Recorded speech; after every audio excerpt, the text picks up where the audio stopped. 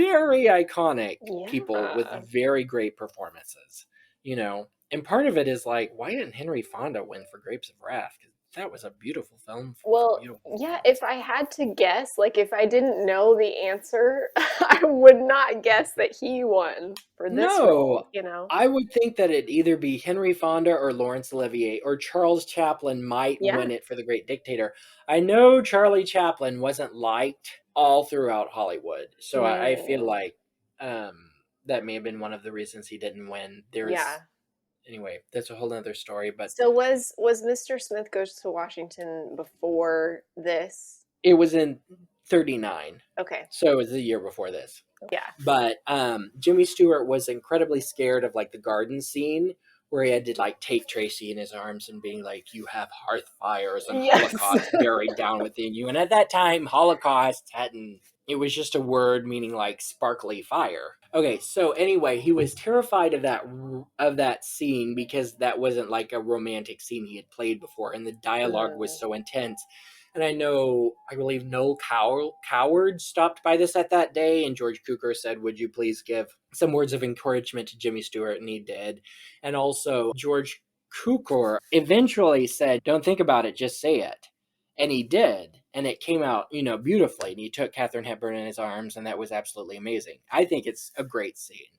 It's one of the scenes that I think shows why he should have won that Oscar. Also, just the fact of how he characterizes the role of Macaulay Connor. Macaulay Connor greatly looks down upon the wealthy society at yes. that point. Mhm. He goes in with these preconceived notions like these people are all hoity-toity, which Katharine Hepburn's character Tracy completely turns on its head, and I think he does a brilliant job of doing that. But another shenanigan on set was Jimmy Stewart was really great at like improv.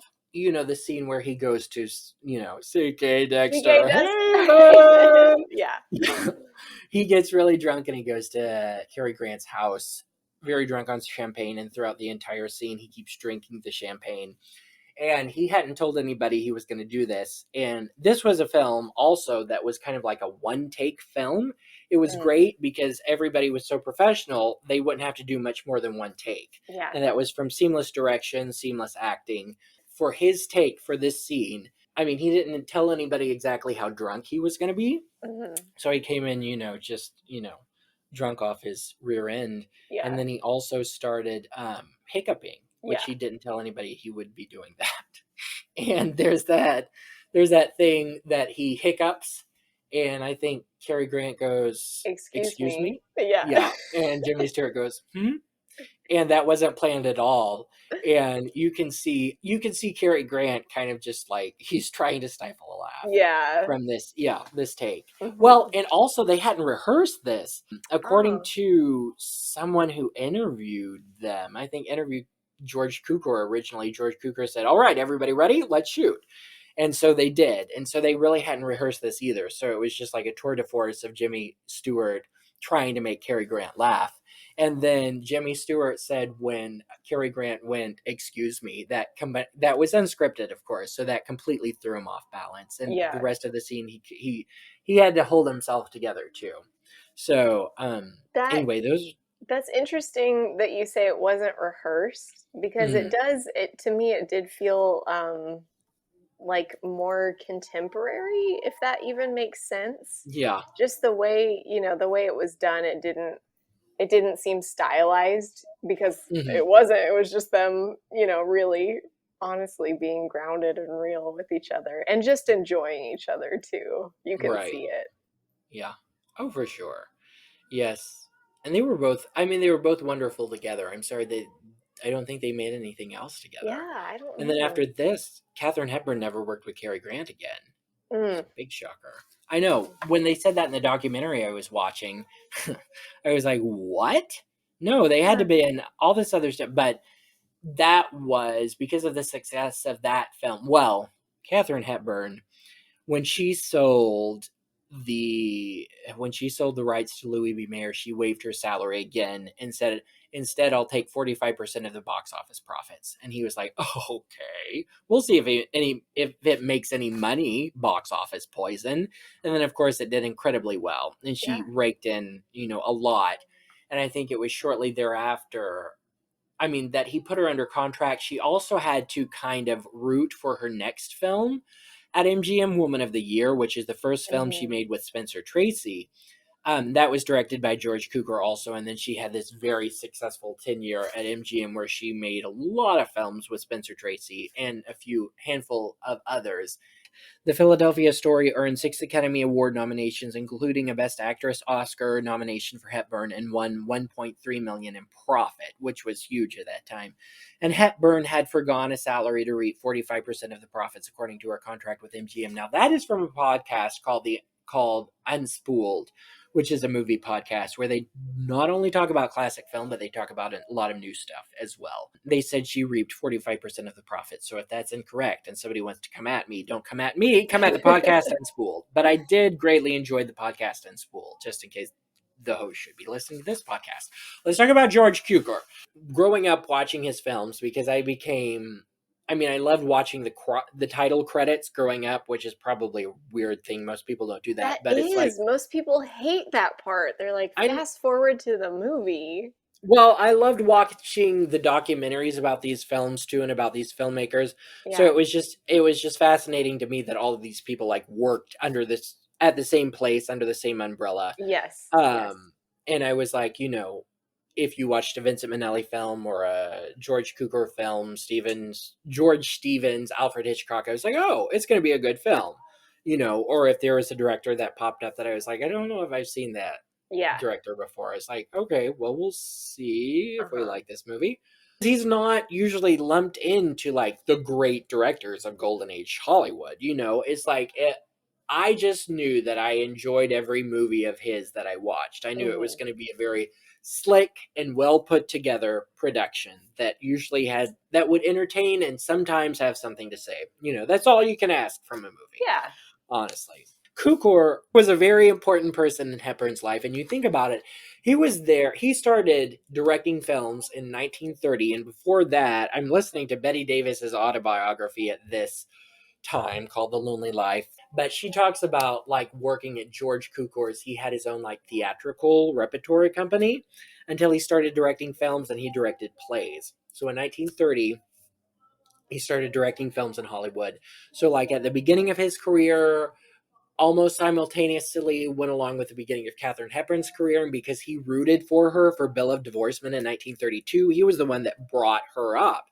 And at the time that Philadelphia Story was being written and then, produced as a film, 38 to 1940, Katharine Hepburn had been labeled box office poison and made Sylvia Scarlett. Philip Berry was, kind of despised on Broadway because of the plays he wrote. And then George Cukor, the year before, had been hired to direct one of the biggest films of all time, Gone with the Wind. And David O. Selznick did not like George Cukor as director, and he was fired and replaced Wow. by Victor Fleming. So at the same time that Katharine Hepburn and Philip Berry's career were kind of on the fritz, Yeah. George Cukor had just been fired from the biggest film of all time, directing the Goodness. biggest film of all time. So the three of them, this film was very important to the career of all three of them. Cukor said of Hepburn, she always had ideas, so she was always very collaborative. He said she was not always correct. On the other hand, I'm always correct. Oh. So, oh, no, oh.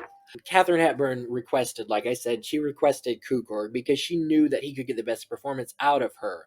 Ruth Hussey said of George Cukor, working with George Cukor was heaven. He was so patient, imaginative, and colorful. He never told you what to do or how to say it, but when he discussed your part with you, he colored the dialogue so you knew exactly what approach to take. Like looking at a sketch, when you put the colors in, it comes to life. Huh. Which I think, yeah, I mean, That's that's all you amazing. can. That's something that like actors today would hope for in a director. I know, and that's part of the problem. Like any kind of, well, I've just made a bunch of independent short films, and you did at Baylor, but that's a difficulty that we face as actors. Is like film directors. It's like, okay, go and stand and say your line under this light over there, and that's what Yeah. I need you to do. Mhm. And they don't exactly know how to talk to actors, and I Mhm. feel that's one great thing that George Cukor could do. He was known as a woman's director, which some people think, well, also at the time in Hollywood, it was like taking a stab at his sexuality because he was gay. Oh, Mhm. you're a woman's director, you silly little woman's director. But he was known as being able to make some of the biggest female stars in Hollywood feel the most comfortable on set, so he could get some of the most relaxed and natural performances out of them, which I think you can really see in the screen in Yeah, this movie, as well as like the women.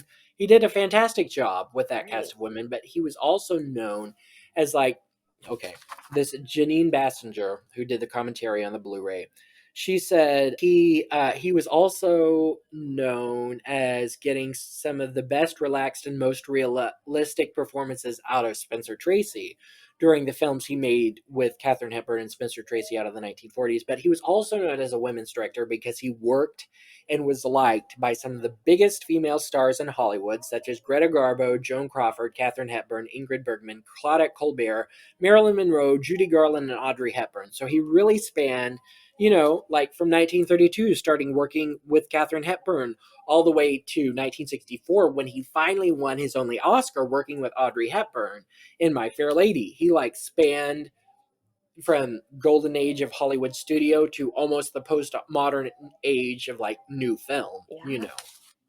Grant said about Hepburn, as an actress, she's a joy to work with. She's in there trying every minute. There isn't anything passive about her. She gives. She's real. There's no pretense to her. She's the most completely honest woman I've ever met. Huh. Hmm. And Katharine Hepburn called Grant a delicious personality, a lovely sense of timing, an amusing face, and a lovely voice. Oh, that's so I sweet. know. So they Then really can did I love each just other. say, you have a Yes. delicious personality. You do too, Jamie. We're Can so you imagine delicious. I know. talking like that? Delicious I personality. It love sounds like it. I want to be licked all over. Oh gosh. Um Let's keep it anyway, PG, Benjamin.